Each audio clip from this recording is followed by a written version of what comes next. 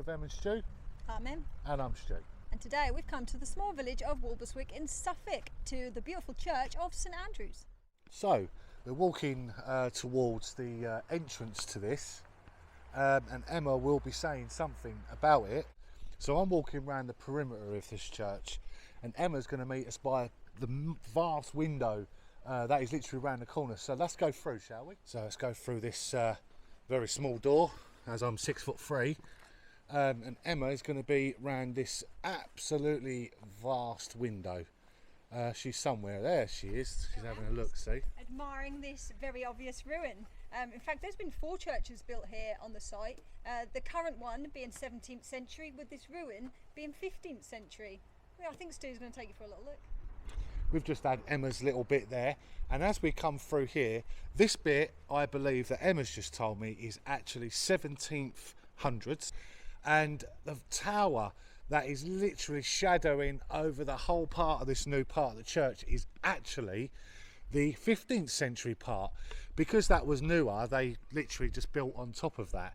But Emma is going to be showing us this area in just a second, which is really quite impressive, of the ruin. So I'm now going into the chancel, and wow, this is actually a massive chancel.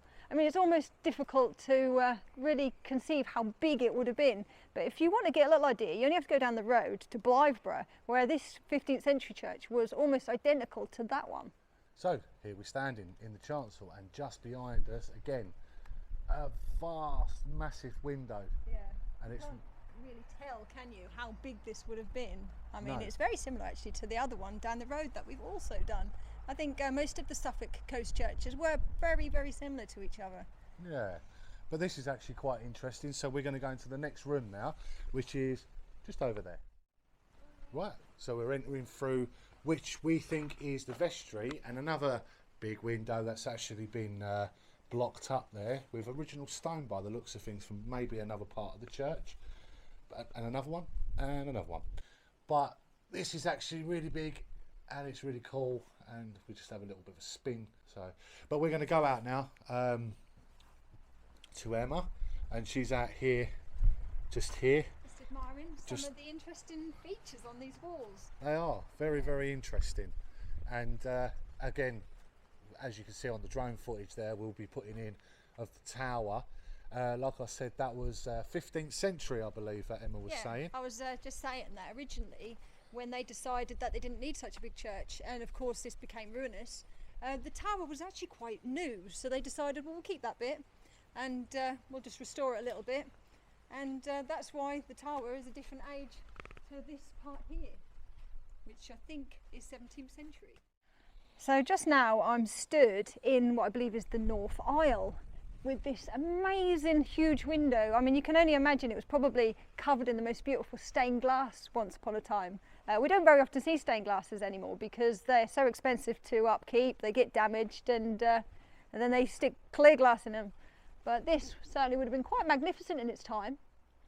So just here is one of at least 2 little stairwells that was within the church.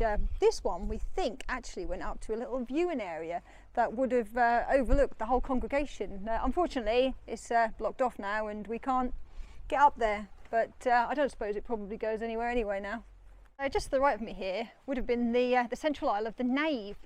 We've just spoken about the north aisle there, and of course south aisle is where they built the existing church in the 1700s, which we're going to take you for a little look, hopefully inside now, because it's really quite stunning. So let's go and have a look.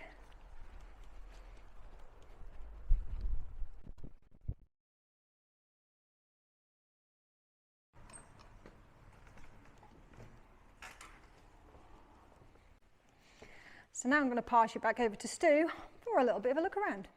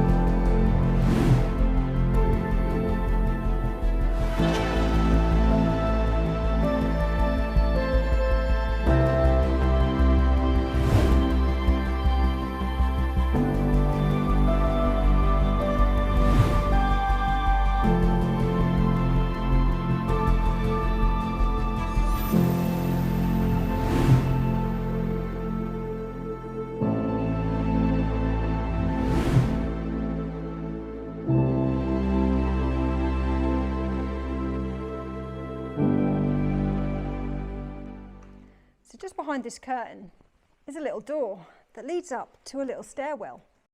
And the little stairwell leads up to a room that's above the porch.